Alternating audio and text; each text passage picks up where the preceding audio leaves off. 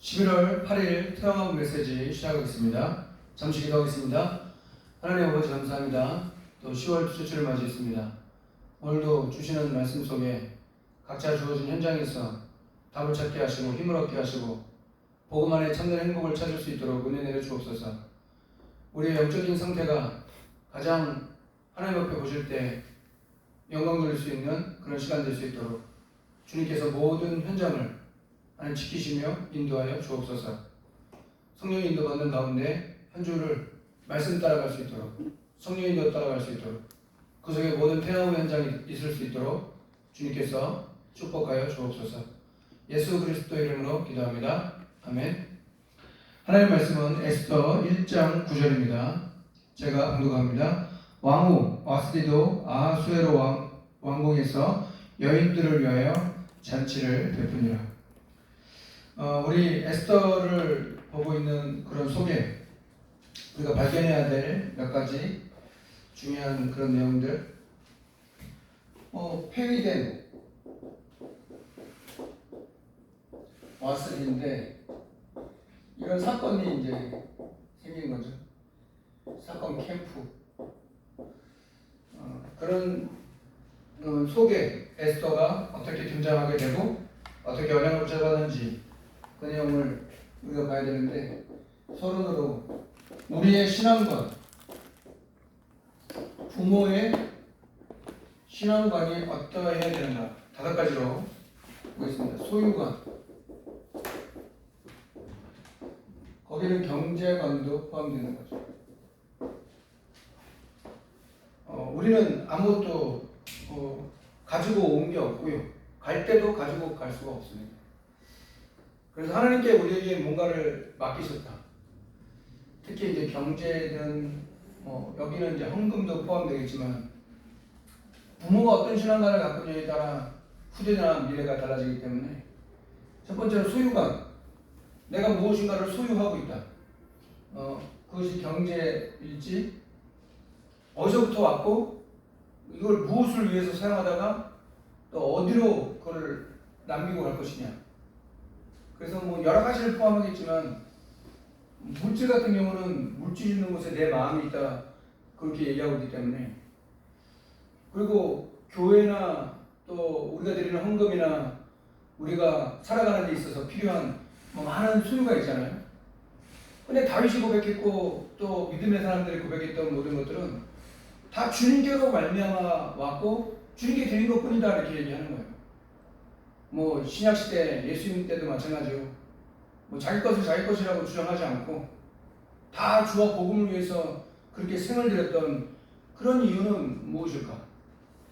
그래서 부모의 어떤 신앙관이라는 것은 부모의 어떤 믿음이나 믿음과 확신에 대한 이런 부분 체크하고, 이 소유관, 두 번째가 구원관. 구원관을 어떻게 갖고 있느냐? 이것은 이제 정체성을 말할 수 있죠. 어떻게 보면 제일 중요한 것, 우리가 구원을 받았다는 이것은 무엇을 말하는 가? 예수 그리스도를 말하는 거고 또 거기에 대한 믿음과 확신을 말하는 거죠. 그래서 절대 흔들리지 않는 이 구원. 세 번째가 인생관. 그래서 여기서는 이제 격대교육도 얘기할 수 있는 거고, 우리의 어떤 삶을 가지고 말하는 거죠. 그래서 우리의 인생관. 네 번째가 교회관. 여기서는 신앙생활이 나오는 거죠. 교회가 왜 중요한가? 5번째가 세계관. 우리는 복음을 가지고 보는 세계관. 어떤 눈으로 보느냐 달라지니까. 부모의 신앙관이라고 했을 땐 5가지가 돼야 돼요. 부모의 소유관, 구원관, 인생관, 교회관, 세계관. 이런 부분들이 컨셉이 될 수도 있고 컨텐츠가 될 수도 있다 이거죠. 부모가 어떤 믿음과 확신을 갖고 있느냐에 따라 달라지잖아요.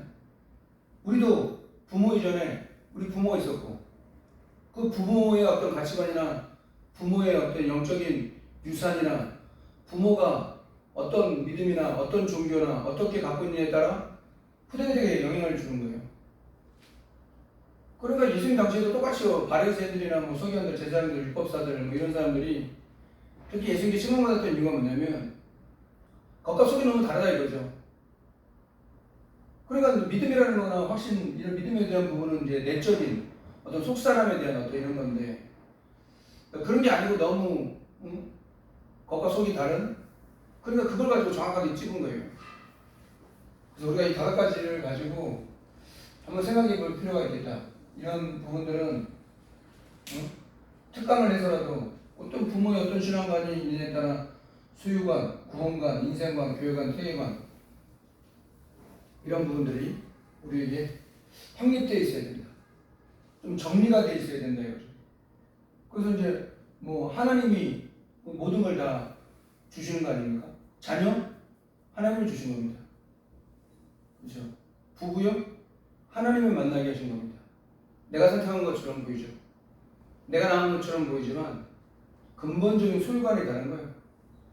그 대표적인 뭐 욥 같은 사람들은 7명 아들과 세 딸이 있었다는데 그 많은 풍부한 경제도 또 그렇게 눈에도 안 넣어도 안 아플 그 자녀들 하루아침에 다 그렇게 없어지기도 하는 거예요. 그럼 그 인생관에 대한 이런 부분들 뭐 우리가 어떤 소유관이나 뭐 구원관이나 인생관, 교회관, 세계관을 모르면 그런 일을 당했다고 생각하면 그렇죠. 우리가 그걸 감당을 하겠습니까? 거기서 이제 나오는 거죠. 그래서 저는 하나님을 믿는 목사가 되어야 된다. 하나님을 안 믿는 사람들이 너무 많은 거예요. 예수 믿어 구원받아요. 맞아요. 예수님이 그리스도라는 거, 예수님 믿으면 구원받는 거예요. 이건 뭐 어떤 종교냐? 내가 천주교를 다녀도 예수 믿으면 구원받을 수 있는 거예요. 뭐 어느 종교든 우리나라만큼 이단이 많은 데가 얼마나 많아요? 난 예수 그리스도 믿는다. 이런 사람은 구원을 받게 되는 거예요. 그래서 하나님을 믿는다는 거, 근데 또 다른 거죠, 그거는. 그렇죠. 어떤 하나님을 믿는 태영하고는 좀 하나님을 믿는 태영하고는 됐으면 좋겠고, 하나님을 믿는 부모, 조부모가 되어야죠. 풍랑이 와도 위기가 와도 가정이나 갈등이 오고 어려움이 와도 진짜 하나님을 믿을 수 있는 그런 게 있어야 그게 올바른 신앙관이 되는 거죠. 그런 게 안 되니까 자꾸 얘기하잖아요. 어릴 때는 잘 모르는데 어릴 때 각이 부딪혀집니다. 뱃속에 있을 때부터 사실 그렇고요.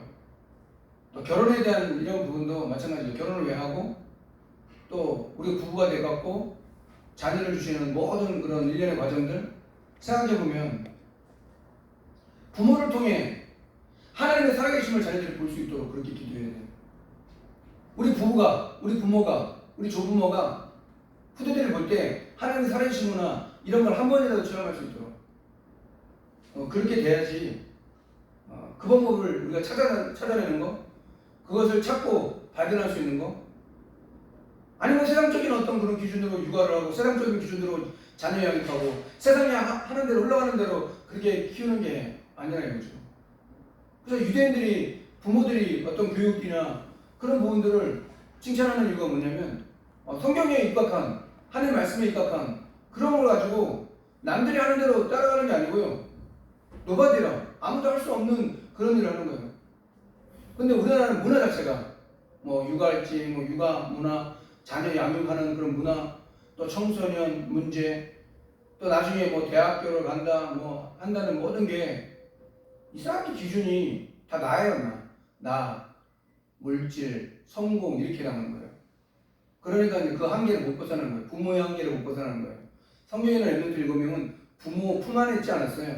다 부모를 넘어선 부모에게 주셨던 주신 그런 믿음이나 그런 것들을 넘어선 하나님의 절대 계획이나 그런 계획들을 붙잡고 성령 인도받는 어떤 그런 거였지.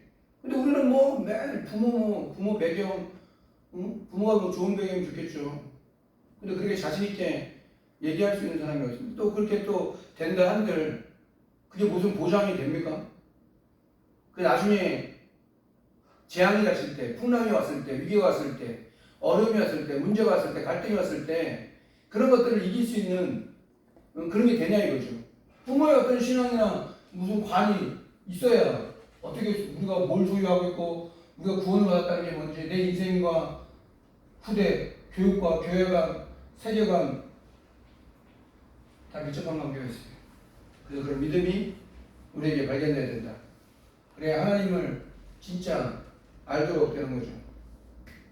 그래서 와스데라는 인물, 이 인물을 그냥 스쳐 지나가는 그런 인물이에요. 아름다운 면이었겠죠. 그러니까 기준은 아니에요. 또 가장 좋은 것, 왜 아무나 왕후가 되진 않잖아요. 왕비가 되는 건 아니죠. 그래서 바사 왕의 왕비가 되어 있었다 이거죠. 근데 이 인물을 그냥 피해가 되는 이유가 있다. 왜냐? 영적인 문제를 생각해보세요. 어떤 권력자가 영적 문제를 알겠어요? 미국 지금 대선 때문에 좀 말이 많은데 어떤 대통령이 세워져도 영적 문제 모릅니다. 여러분 병원 여러 의사 선생님도 계시고 있지만 영적 문제 모릅니다. 점점 정신질환자들이 많아지고 평안함도 없고요. 감사도 없고요. 가족들 간에 어떤 사랑도 없고요. 점점 메말라지고 나 중심, 돈 중심, 성공 중심으로 가는데 당연하겠죠. 그게 돼도 문제고 안 돼도 문제고 그걸 위해 목표로 삼아 가는 거예요. 하나님은 나에게 뭘 준비하셨고 예비하셨는지에 대한 그게 아니고 내가 열심히 세상 쫓아서 사람 쫓아서 사람 말이 그거지 하나님의 말씀을 누가 들으면 주요적인 말을 누가 듣겠냐 그렇게 메시지 나오는데 여러분들은 하나님을 믿어야 하나님의 말씀을 듣고 하나님의 말씀을 대언하는 주요종의 말과 주요종의 축복이 기도할 때 여러분 가정에 임하는 거 아닙니까? 그것들이 실추가 됐을 때 그것이 없어졌을 때 가장 큰 재앙이 임하는 거예요. 그때도 마찬가지였다. 영적 문제로 가득한 성공자. 그러니까 교만한 거죠. 하나님 없어도 된다는 건데. 그래서 왕이 잔치를 베풀고 그 권력을 이용해서 잔치를 베푸잖아요. 과시하려고. 그래서 왕이 청하잖아요. 오라고 청하는데 그거를 거역해. 그래서 결국은 중독자 말로 그게 비참해지는 거죠. 세상 권력을 잡아가지고 그 영원할 거라고 생각하는데 다 말년에는 비참하게 가더라고요. 그러니까 하나님 없는 성공, 그렇죠? 하나님이 주시는 그런 복이 없으니까 아무리 내가 세상 거를 가지고 그때 당시에 바사 왕이 돼도 바사 왕의 왕비가 돼도 결국은 영적 문제를 해결할 수가 없어요. 그래서 하나님이 누굴 등장시켜요? 하나님의 사람을 등장시키게 된다. 그래서 세상 권력은 영원하지 않다. 예수 그리스도만이 영원하다. 그래서 히브리서 13장 8절에 예수 그리스도는 어제나 오늘 영원토록 동일하다. 그래서 하나님은 그 속에 에스더라는 인물을 준비하신 거예요. 부모도 없어요. 그게 상처가 되면 안 되죠. 그렇죠? 부모가 없어. 그런 일들이 요즘 많으니까. 근데 부모가 없는 그것이 도리어 주님께서 사용하시기에 더 합당할 수도 있었다는 거예요. 그래서 바른 복음이 심겨져야 되는 거. 또 사촌 오빠 모르드게를 만나고 사건이 생기면서 폐위되잖아요. 경쟁률을 따지면 엄청난 경쟁이 있었겠죠. 그리고 왜냐면 그 바사왕에 얼마나 아름다운 사람, 뭐 준비된 사람 많겠어요. 미스 코리아만 하려고 해도 준비를 얼마큼 해야 되고 뭐 그런데 왕의 새 왕비가 되려고 하는데 미모를 겸비한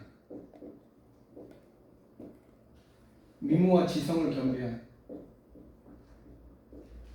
이런 인물들 그런 인물들이 세워져야 된다. 그런 한 사람의 에스더가 하나님이 준비하셨다.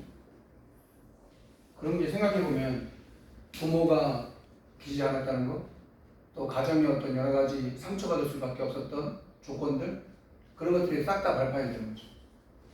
그래서 자기가 유단이라는 걸 나중에 말하지 말라고 얘기하죠. 결론에 앞에서 말한 것처럼 우리 부모로부터 하나님의 살아계심을 자녀들이 어떻게 체험하겠냐. 이런 부분을 부모의 신앙관, 소유관, 구원관, 인생관, 교회관, 세계관을 어떻게 보겠냐고요. 그래서 여러분들이 주일 예배를 드리고 하나님 헌금을 하고 교회를 섬기고 주의 종을 섬기고 하는 모든 것들을 자녀들에게 고스란히 전달해요. 가치가 어떻게 느껴지면 어떻게 될까요? 교회가 뭔데? 뭐 목사가 뭔데? 주의 종이 뭐 교육자가 뭔데? 그렇죠? 그렇게 돼버리면 어떻게 되는 거예요? 여러분들은 그렇게 하고 있습니까? 교회 제사장의 축복 메시지 나오는데 여러분들 그걸 얼만큼 하는지 현장 중심의 사역자, 시스템, 그리고 제자 이렇게 돼야 된다. 아마 내년 방향이 나면 그렇게 되지 않을까. 현장 중심의. 그래서 훈련도 지금 계획되지도 않고 이제 뭐 회비도 안 받는다고 오늘 또 메시지도 하셨는데 아마 또 다른 업그레이드가 될 거예요. 이렇게 쭉 가는 게 하나님 원하시는 게 아니고 코로나 시대이기도 하고 코로나 때문에 발견되고 또 준비하고 그런 시간 핑계대지 말고 하나님이 원하시는 게 뭔지 그냥 주저앉아 있지 말고. 그래서 우리는 현장 살릴 주역이다. 우리는 현장 살릴 주역이 되야 된다. 그리고 교회 살릴 주역이 되야 된다. 그리고 후대를 살릴 주역이 되야 된다. 우리는 산업 현장을 살릴 주역이 되야 된다. 테마워크를 통해서 그렇게 할 수 있나? 가장 어렵다고 얘기합니다. 육아하면서 그래 실제로 그래 육아를 하고 막 하는 게 너무 힘들고 버겁고 뭐 그렇습니다. 그래서 자기 힘으로는 안 되는 거예요. 하나님이 주신 어떤 힘이 있어야 내게 주신 자녀를 육아하고 가정을 지키는 또 그래서 무너져 있는 많은 가정들 어려워하는 그 가정들에게 진짜 이 생명의 말씀을 이 복음을 증거하는 그 일 그것을 나에게 주신 언약으로 딱 붙잡고 기도했을 때 하나님께서 그 일을 위해서 모든 것을 예비하고 준비하셨다가 우리에게 주신다 이거죠. 간절히 기도해가지고 얻는 것도 응답이지만 진짜 응답은 원래 기도 안 하고 얻는 거예요. 여러분들이 하는 작은 그게 부모를 통해서 자녀들이 그걸 보고 부모가 갖고 있었던 이런 부모의 신앙관이 어떠냐에 따라 아들 평생에 달라지는 거예요. 그러니까 너무 중요하다 이거죠. 중요할 수밖에 없는 거예요. 아무리 강조해도 괜찮은 거예요. 왜냐하면 복음 말씀 기도니까 종교적으로 우리가 뭐를 갖고 있는 게 아니잖아요. 예틀이죠 예틀.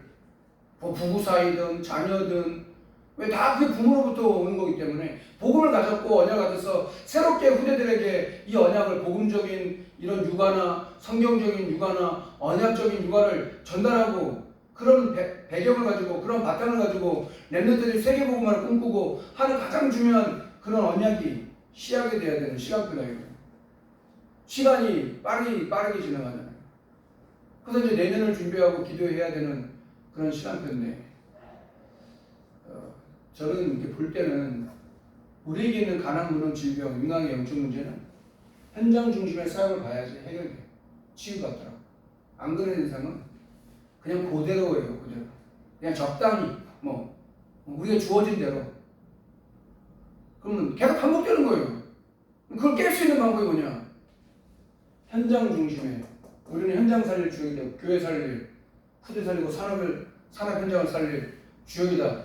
이렇게 되어져야 하나님께서 저와 여러분을 통해서 복되고 가치 있는 일들을 이루시지 않겠습니까? 에스더를 통해서 다시 한번 그런 비밀들을 발견하게 하라고. 부모들이 가져야 될 신앙관, 그리고 우리가 가야 될 방향, 하나님 원하시는 게 뭐냐, 하나님 준비하신 게 뭐냐, 진짜 우리는 답을 가진 증인 맞냐, 그 사실을 믿어야 되고, 하나님 믿는 목사가 되어야 되고, 하나님 믿는 부모가 되어야죠. 하나님을 진짜 믿는 태영아부, 하나님 믿는 뭐 부부, 조부모, 부부 돼야죠. 그죠? 어려움이 얼마나 많고 힘든 일이 많은데 그런 믿음들이 회복되어지고 그런 축복이 여러분 현장에 가득하길 주의 이름으로 축원합니다.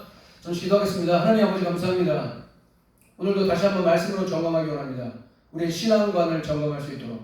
그래서 하나님 주신 수유관, 또 우리에게 있는 여러 가지 물질과 또 주신 말씀을 통해 다시 언약을 붙잡을 수 있도록 우리를 구원하신 것, 또 우리 인생을 살아가는 것, 또 교회에 대한, 또 세계에 대한, 세계복음을 할 그 비밀들을 준비하는 가장 중요한 육아 현장, 자녀 양육하는 현장, 가정 현장마다 이 응답 있게 하시고, 어려움 속에 어려운 게 아니라 그 속에서 하나님께서 우리에게 발견하게 하시는, 깨닫게 하시는 그런 응답들이 오늘도 각 현장에 회복할 수 있도록, 현장 중심에 그 비밀들을 우리가 연약하지만 할 수 있도록, 감당할 수 있도록, 부족함이 없도록 주님께서 인도하여 주시옵소서. 지금은 우리 구주 예수 그리스도의 은혜와 하나님의 크신 사랑과 성령의 내주인도 역사하심이 에스더를 통한 그 시작된 그 언약을 한 나라를 살리고 민족을 살렸던 그 응답을 향해 가기 원하는 그 부모의 바른 신앙관, 올바른 신앙관을 가지고 후대를 양육하고 이 비밀을 후대에게 전달할 모든 태영아부 현장 위에 임마누엘 울산교회 성전 건축과 300지교 위에 지금으로부터 영원토록 항상 함께 있을지어다. 아멘.